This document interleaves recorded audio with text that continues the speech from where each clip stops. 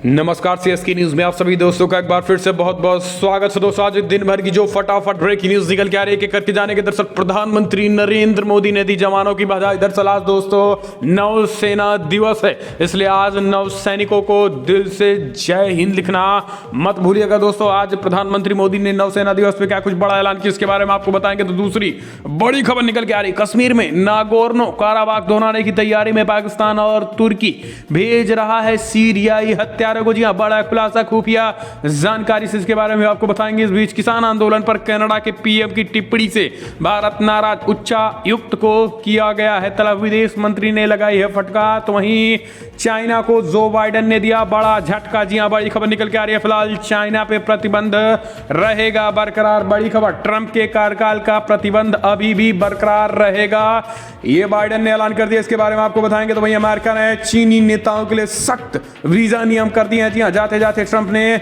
चीन के नेताओं को प्रतिबंधित कर दिया है, ये बड़ी खबर निकल के आ रही है। इस बीच कश्मीर में डिजिटल आतंक फैला रहे हैं पाकिस्तान। जी हां, इसके बारे में आपको बताएंगे कैसे कश्मीर को लगातार अस्थिर करने की कोशिश अभी भी आतंकिस्तान कर रहा है। लेकिन इस बीच यूएन में 100 से अधिक देशों ने नहीं किया पाक का समर्थन, अंतरराष्ट्रीय मंच पे पाकिस्तान को बड़ा झटका। तो दोस्तों सब कुछ खबर एक एक करके आपको विस्तार से बताएंगे। ये आपको बता दें, वैक्सीन को लेकर पीएम मोदी का अब तक का सबसे बड़ा ऐलान कर दिया है। पीएम ने कहा राज्यों से टीकाकरण के लिए तैयार रहें, राज्य एक एक करके। जी हां, ये बड़ी खबर, 8 तरह की वैक्सीन भारत में बन रही है, जल्द ही वैक्सीन का टीकाकरण शुरू होगा। तो ये अब तक का सबसे बड़ा ऐलान, इसके बारे में आपको बताएंगे। तो दोस्तों सब कुछ खबरें एक एक करके आपको विस्तार से बताएंगे। लेकिन उससे पहले अगर आप भी प्रधानमंत्री मोदी के नेतृत्व पे आपको पूरा भरोसा, तो इस वीडियो को लाइक करके अपना समर्थन दर्ज करो। देश की गौरवशाली इंडियन आर्मी के लिए जय हिंद लिखना मत भूलेगा दोस्तों, और नेवी के लिए भी एक लाइक तो बनता इंडियन नेवी के लिए।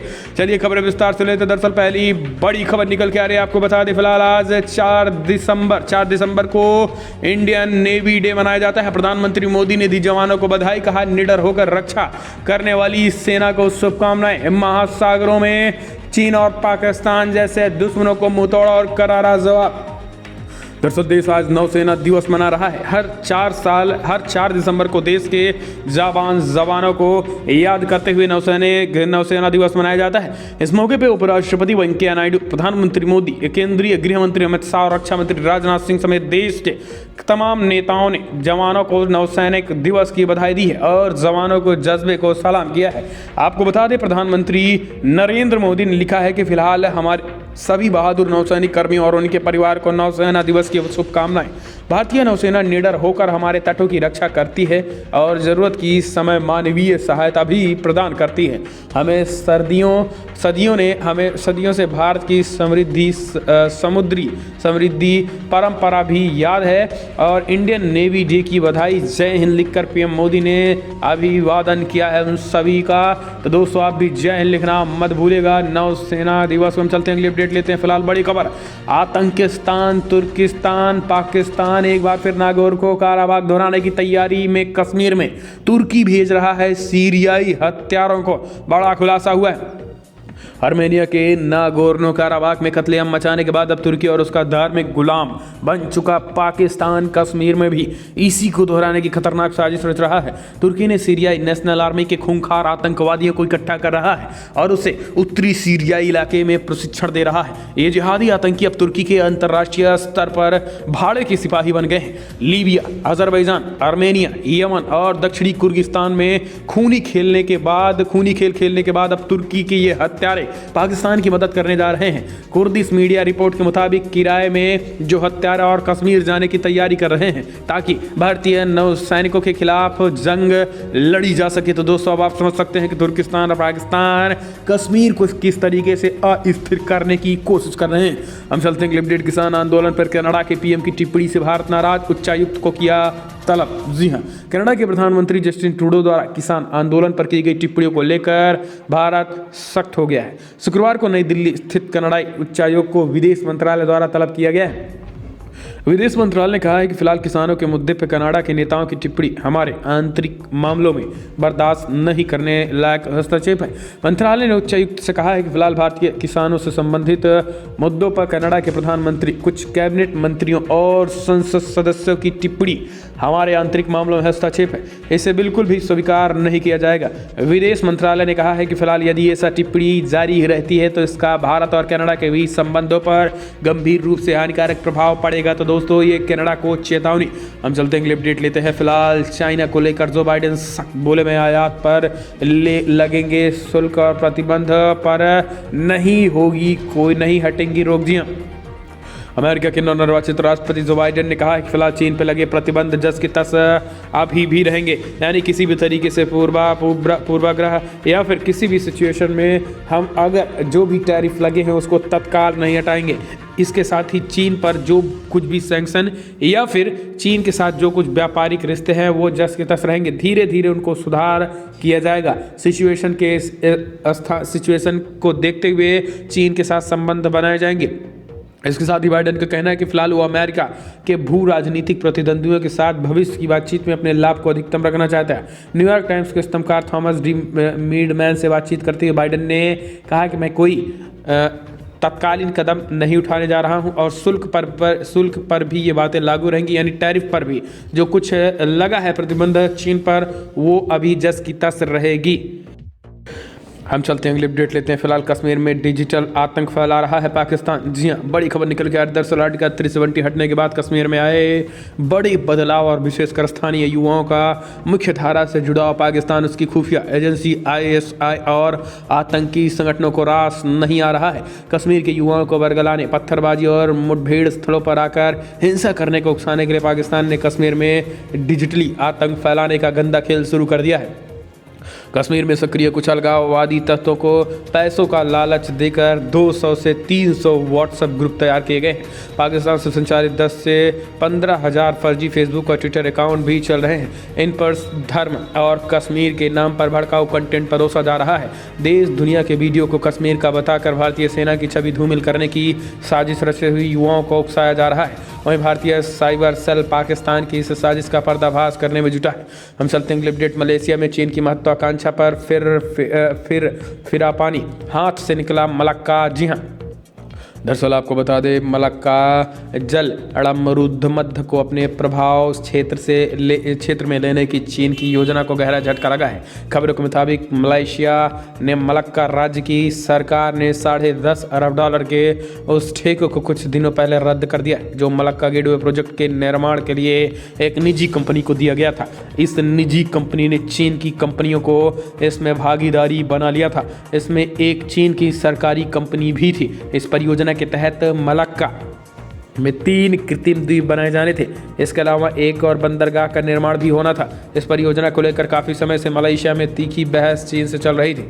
हालांकि चीन को अंतोगत्वा बड़ी झटका लगा। हम चलते हैं, अपडेट। फिलहाल अमेरिका ने चीनी नेताओं के लिए सख्त किया वीज़ा नियम। जी हाँ, दरअसल आपको बता दें, ट्रंप प्रशासन ने चीन की सत्तारूढ़ कम्युनिस्ट पार्टी के नेताओं और उनके पारिवारिक सदस्यों के अमेरिकी दौरे पर अंकुश लगाने के लिए सख्त नियम जारी कर दिया है। इन नियमों के चलते वाशिंगटन और बीजिंग के बीच तनाव और बढ़ सकता है।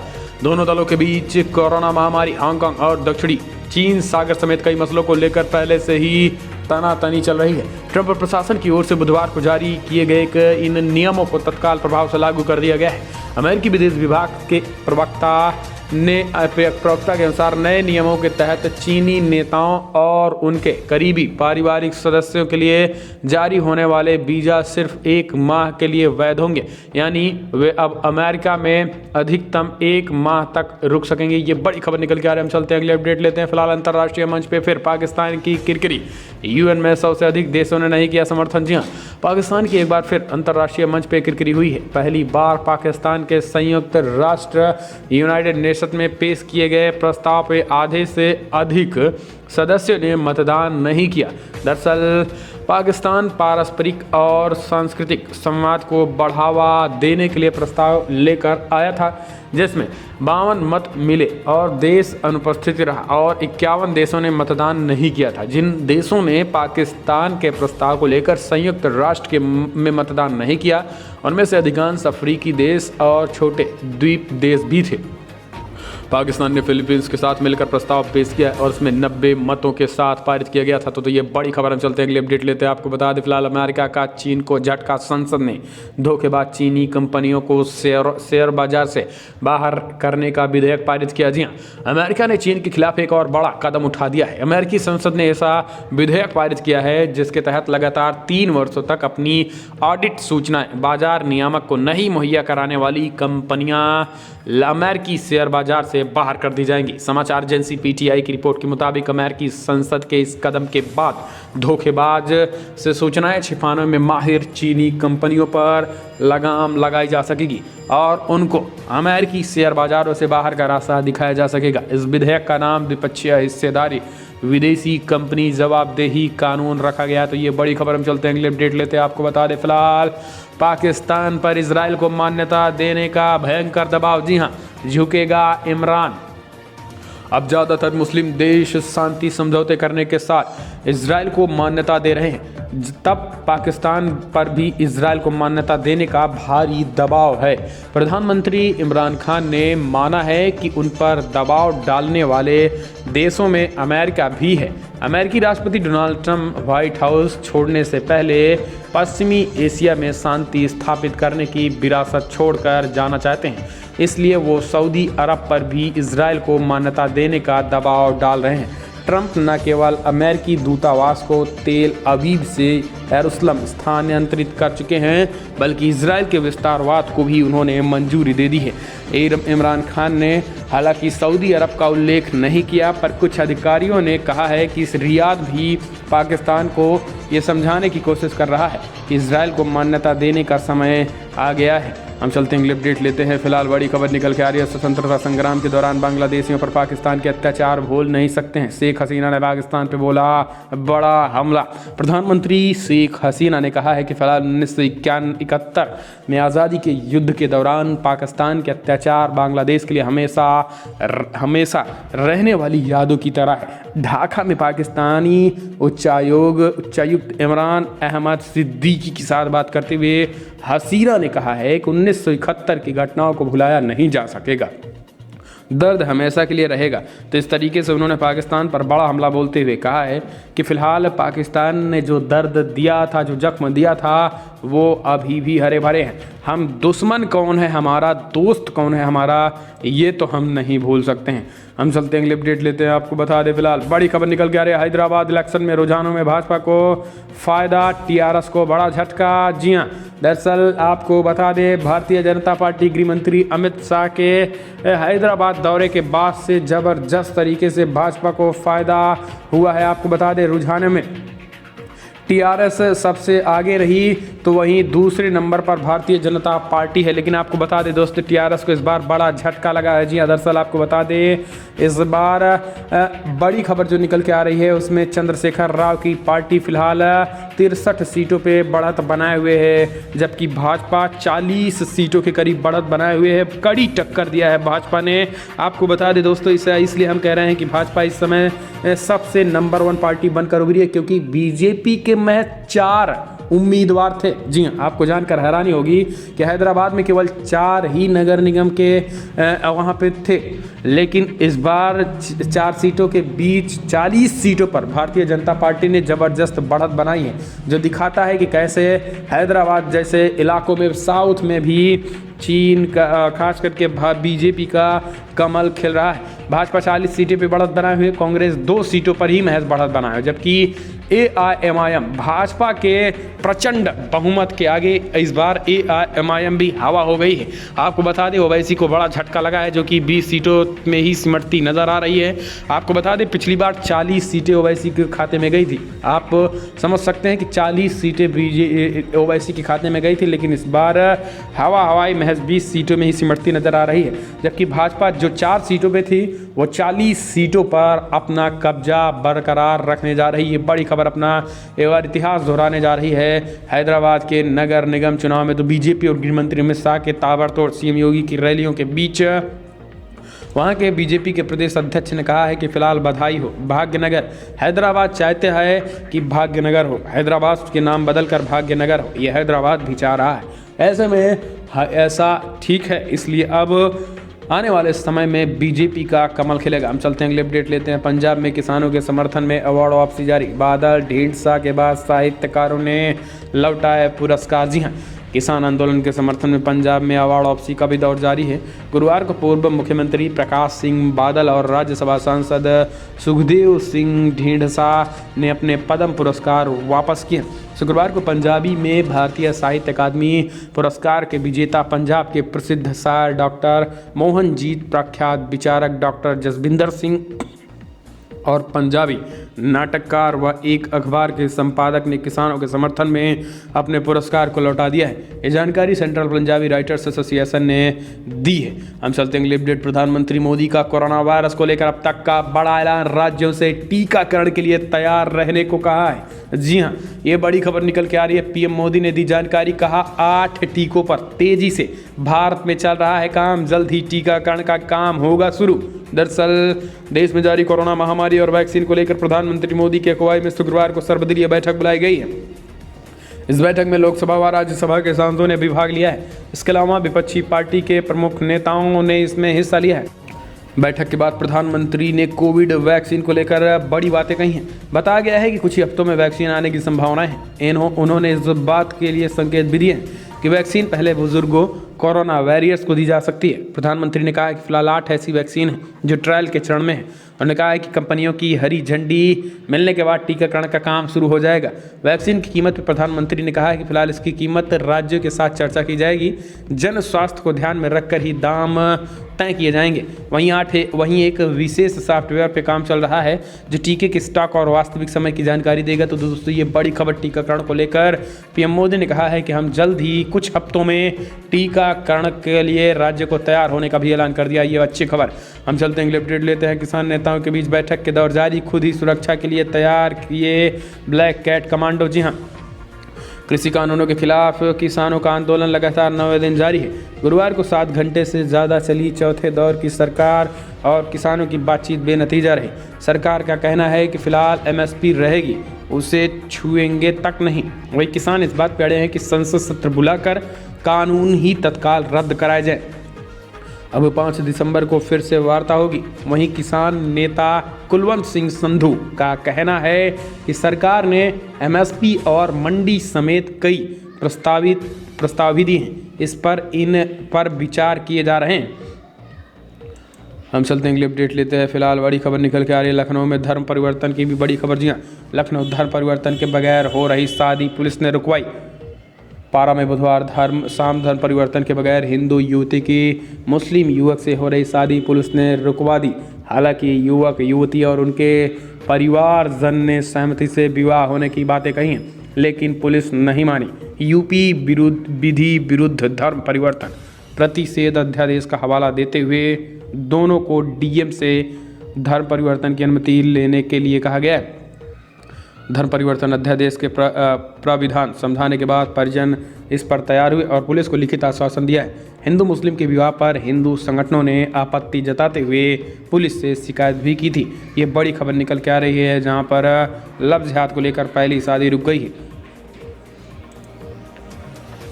हम चलते हैं अगले अपडेट लेते हैं। पराली जलाना बंद हो गया है, फिर भी क्यों नहीं घट रहा है दिल्ली में प्रदूषण। केंद्र ने केजरीवाल सरकार को भेजा नोटिस। जी हाँ, राष्ट्रीय राजधानी दिल्ली में प्रदूषण एक गंभीर समस्या बनती जा रही है। पड़ोस के राज्यों में खेती में पराली जलाना, दिल्ली की सड़कों पर अत्यधिक वाहनों का चलना, औद्योगिक क्षेत्रों में लगातार हो रहे नियमों के उल्लंघन में स्थिति, खासकर ठंड के शुरुआती दिनों में स्थिति बिगड़ जाती है। आज केंद्र सरकार ने दिल्ली सरकार को नोटिस भेजकर प्रदूषण को कम करने की जरूरत उपाय को आदेश दे दिए हैं। केंद्रीय पर्यावरण मंत्री प्रकाश जावड़ेकर ने मीडिया से बातचीत करते हुए कहा है कि फिलहाल पराली का जलना बंद हो गया, फिर भी दिल्ली में प्रदूषण का स्तर काफ़ी खराब है। वहीं कहीं कहीं तो हवा की गुणवत्ता की सूचकांक 300 से 400 के ऊपर भी बढ़ चली है। हम चलते हैं update. Indo Islamic cultural foundation trust में शामिल नहीं होंगे सरकारी कर्मचारी। सुप्रीम कोर्ट ने खारिज की याचिका। जी हां, दरअसल भगवान राम की नगरी अयोध्या में 5 एकड़ क्षेत्रफल में मस्जिद निर्माण के लिए गठित कमेटी में कोई भी सरकारी कर्मी शामिल नहीं होगा। देश की शीर्ष अदालत ने मस्जिद निर्माण के लिए गठित committee Indo Islamic cultural foundation trust में सरकार के नुमाइंदों को शामिल करने की मांग वाली जनहित याचिका को खारिज कर दिया गया है। जनहित याचिका पर सुप्रीम कोर्ट ने निर्देश दिया है कि अयोध्या में मस्जिद के लिए बनी इस्लामिक फाउंडेशन में केंद्र या फिर राज्य सरकारों का कोई भी प्रतिनिधि शामिल नहीं होगा। अयोध्या में 5 एकड़ जमीन पर बन रही मस्जिद के इस्लामिक कल्चरल फाउंडेशन ट्रस्ट में सरकारी प्रतिनिधि शामिल करने की मांग पर विचार में सुप्रीम कोर्ट ने इनकार कर दिया है। इसके लिए दायर याचिका में मांग की गई है कि जिस तरीके से राम जन्मभूमि ट्रस्ट में सरकारी प्रतिनिधि हैं, वैसे ही मस्जिद के ट्रस्ट में भी होने चाहिए। हम चलते हैं अगली अपडेट लेते हैं। आपको बता दें दोस्तों, फिलहाल लव जिहाद को लेकर मऊ में 14 लोगों के खिलाफ दर्ज हुआ मुकदमा। पुलिस ने शुरू की छापेमारी। जी हां, दरअसल यूपी के मऊ जिले में चिकरैया कोटा थाना के पुलिस ने 14 लोगों के खिलाफ लव जिहाद का मुकदमा दर्ज किया है। इसमें आईपीसी की धारा 366, 506 व 3/5 यूपी लव जिहाद का अगेंस्ट मुकदमा दर्ज किया। मुकदमा दर्ज करते ही पुलिस कार्रवाई में जुट गई है। आपको बता दें कि एक मुस्लिम व्यक्ति एक हिंदू महिला के साथ जबरन शादी किया है और इसके साथ ही अब धर्मांतरण करने पर दबाव बना रहा है। इसके साथ ही उसको लेकर आपको बता दें, उस व्यक्ति को बाद में खुलासा हुआ कि वो पहले से ही शादीशुदा था। इसके बावजूद महिला की शादी 2 दिन पहले होनी थी, लेकिन 30 तारीख को शादी होनी थी, 19 तारीख को वो लड़की लेकर भाग गया और इसी को लेकर अब पुलिस प्रशासन उस लड़के के पीछे, उस जिहादी के पीछे। तो दोस्तों फिलहाल बड़ी खबर बताएं, लेकिन अगर आपको वीडियो पसंद आए तो लाइक कर शेयर करें, कमेंट के माध्यम से प्रिया देना ना भूलें। इस वीडियो में इतना ही। जय हिंद, वंदे मातरम।